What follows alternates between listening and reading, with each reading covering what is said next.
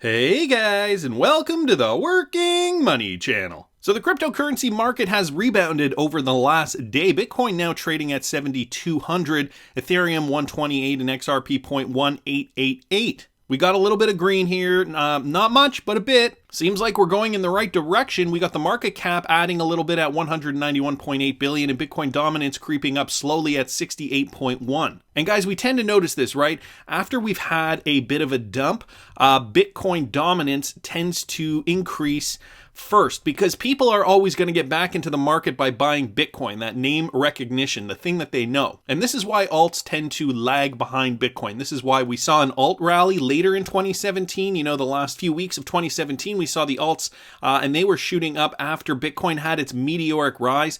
So this is Bitcoin, guys, on the hourly. And you can see here, you can just see here in the chart pattern, after Bitcoin hit that key level, it went all the way down to just under 6,500, it's about 6,423. And then it shot right back up again to the 7,400 mark, right now trading in the 71 zone. And guys, XRP here on the hourly as well. We can see XRP did the same kind of thing, albeit not as much. And this is why we see Bitcoin dominance high, because as I said before, altcoins just don't rebound as much as Bitcoin. But guys, this just goes to show you that all the altcoins are still following Bitcoin. And so there's nothing really to say other than that. XRP has found some support here within the 18-cent range. Bitcoin still trading in the 7,000, so we'll see what will happen in due time. I saw this from XRP Crypto Wolf, and this with regards to the German stock exchange, okay? They are forming a joint partnership to build a digital asset ecosystem internationally in Europe, Asia, and Japan. So guys, this is ramping up. Digital assets are going to be the hot thing in 2020 yet again. The ecosystems are ramping up. This one abroad, Europe, Asia, Japan. Okay, so this article here from CoinDesk, German stock exchange owner Bourse Stuttgart Group and Japanese financial giant SBI Group are teaming up on a joint initiative to expand their digital asset businesses internationally. The two firms said in a press release on Friday that they will establish a partnership in Europe and Asia, including Japan, which the ultimate aim of developing a truly global end-to-end ecosystem for digital assets utilizing blockchain technology. Guys, this is huge. This is big stuff, okay? Companies are now partnering up, and these guys aren't small potatoes either.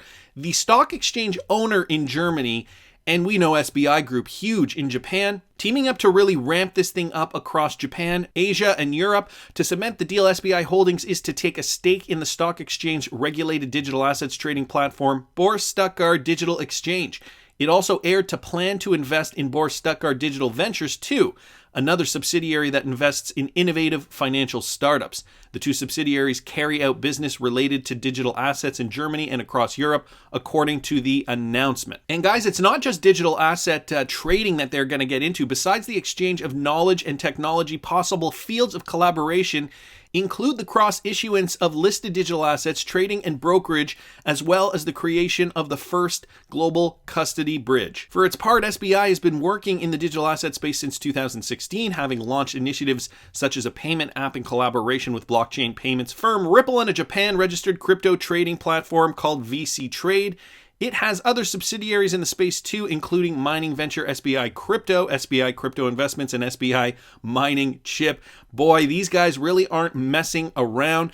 We know about SBI, but this partnership sounds to me like they are really, they know cryptocurrencies are going to dominate in the coming years. And so these giants, these global giants, are really starting to prepare for this eventuality. They want to dominate Asia and Europe, and instead of, trying to figure out how to dominate your own region today, they realize, you know what, this is going to be a global thing. Why don't we just partner up and see if we can dominate our respective regions together so that we can take over the business of a large swath of planet Earth? Remarkable. Amazing. Thank you so much, XRP Crypto Wolf, for posting that. Then I saw this, and this makes sense. I've been talking about this quite a bit. The fact that millennials will be an important driver for the economy and markets in the next decade or two. In a good way, guys. This from Thomas Lee from Fundstrat. So he's promoting his 108-page Fundstrat deck, but he puts up a fun little infographic here. Baby boomers throughout the decades. We got Tom Hanks here, Generation X. We got Leo DiCaprio, and millennials Justin Bieber. Okay, very successful in their respective fields. But the point he's making here is the fact that millennials are going to be the ones that dictate how we use digital assets in the coming decades, where they're going to be useful, and how the economy is going to benefit from them. Now, guys, I saw this from my buddy XRP_Canada on Twitter. And I don't know if you guys caught this yet. This is amazing. 2020, the year of the digital asset. Now, guys, this put out from Ripple.com. This is Ripple themselves, an official release discussing the next year, okay, the next 12 months in the world of digital assets. And then XRP_Canada brought up this point here, a crypto pump. I'm going to get to that point soon. Ripple actually thinks there is going to be a cryptocurrency pump in 2020. They're going on the record and saying this. What does this mean for you and I? So 2020, the year of the digital asset, December 19th. I don't normally read articles in full, but guys, I'm going to read this one in full for you because there's a lot of interesting stuff here. You can just sit back, relax, and just listen with your ears. Get your ears ready, okay? Make sure you're listening. Standing on the doorstep of a new year and a new decade, it is hard to believe that the first real public engagement with digital assets began only a few short years ago in 2017. Of course, they're talking about the bull run of 2017. Over that year and into the next, speculators and media coverage drove wild fluctuations in interest and price, contributing to a series of both speculator rises and precipitous falls in each. But that digital asset roller coaster ride smoothed out over the course of 2019 as speculation subsided and specialized use cases began to emerge.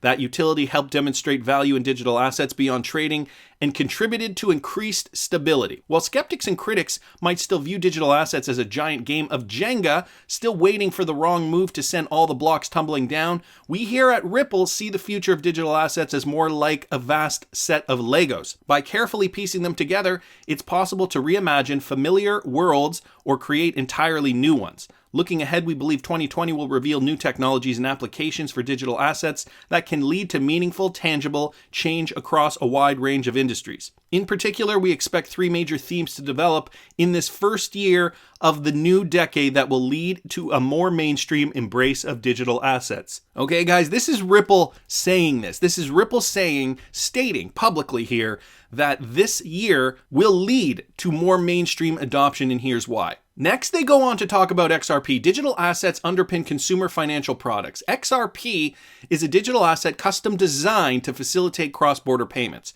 A number of companies, including MoneyGram and GoLance, and applications have endorsed this use case, and we anticipate even more will join the adoption curve over the coming year. But our team expects other digital assets and use cases to find traction in the coming year and decade. Ripple SVP of Product Ashish Burla predicts that mobile wallets will enter the blockchain and crypto industries in a big way. Specifically, he believes that adoption of digital assets and blockchain technology among mobile wallets and super apps like Gojek, Grab, and PayPal will become more mainstream as they look to expand their services to keep up with customer demand and compete with digital banks. According to Ashish, that adoption will continue expanding to include new credit and loan products. He expects that these more mainstream use cases will first emerge in digital markets like Kenya, Nigeria, and parts of Latin America, where the need is most acute. These applications will be aided by friendlier regulations towards digital assets, which will also make them more attractive to tech companies seeking paths to expansion.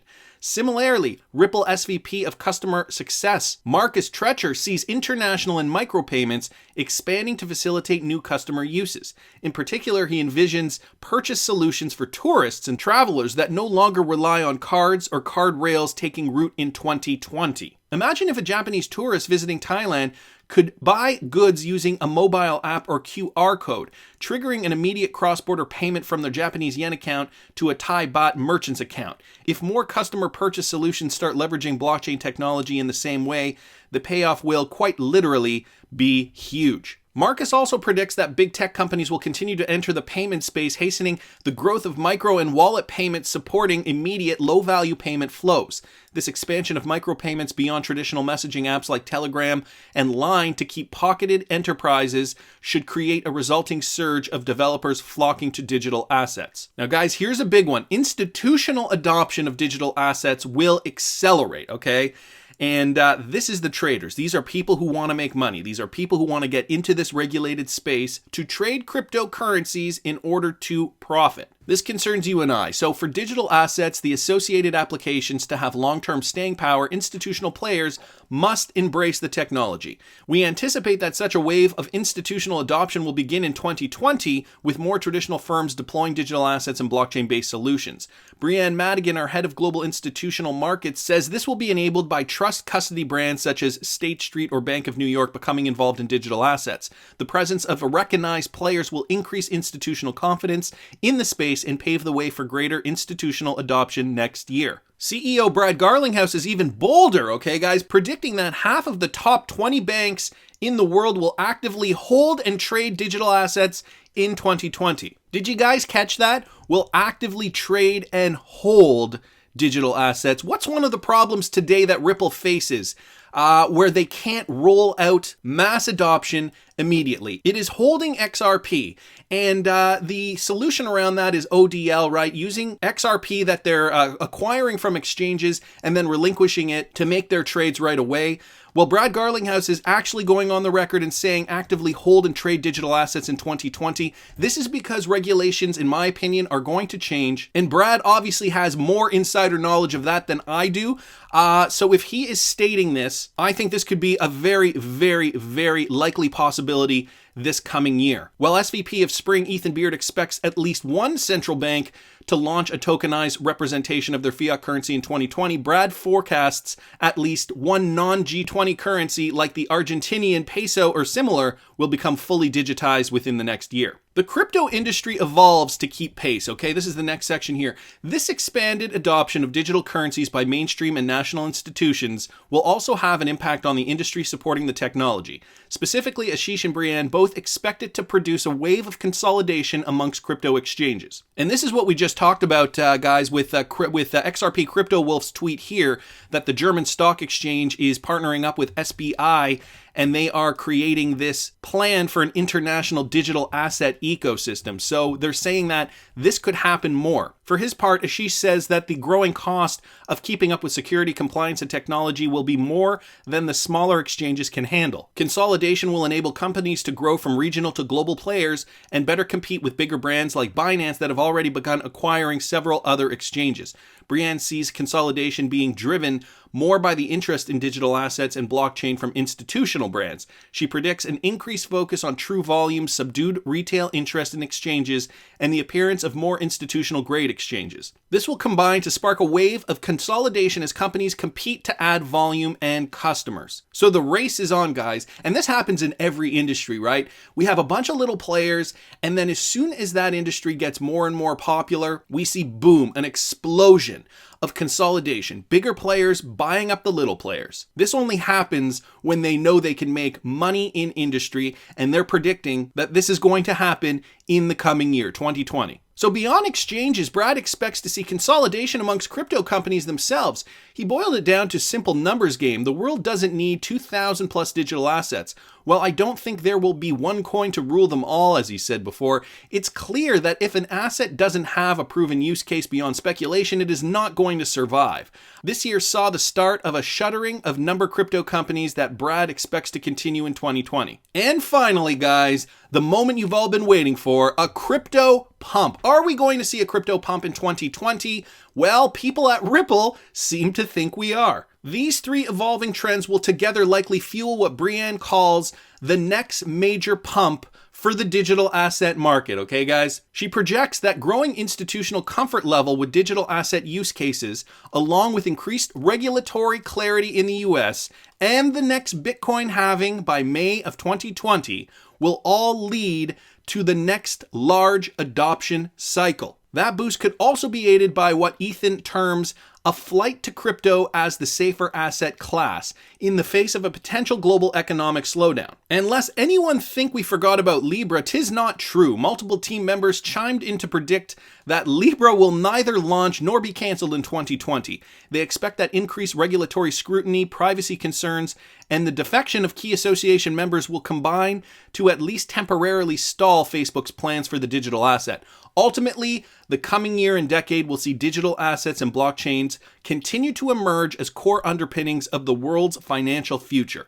Today's first movers will have an enormous role to play in delivering that change for tomorrow.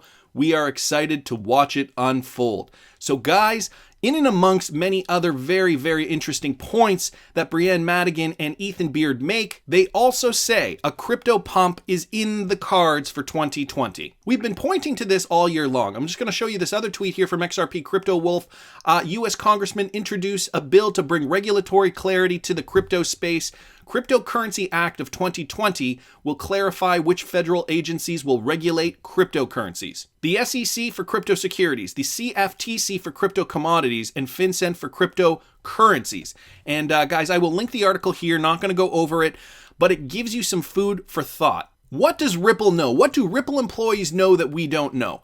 Or do we know as much as them, maybe even more in some cases? And have we been on the right path this entire time? Okay, maybe we jump-started it a little too soon, getting super excited after the bull run of 2017, buying up in 2018, 2019. But timelines, guys, are the most difficult thing to predict. Even Brad Garlinghouse last year said that they thought that they'd be further along last year than they were. There are so many moving parts involved. Now that XRP is priced at 18 cents, it's an amazing time to buy, especially since we're seeing this statement coming out from Ripple. Anyways, that's just my opinion, but I want to hear what you guys think. Please subscribe to the channel if you haven't already. Like the video if you like the content I'm providing. I always love hearing your comments. See you in the next one, guys.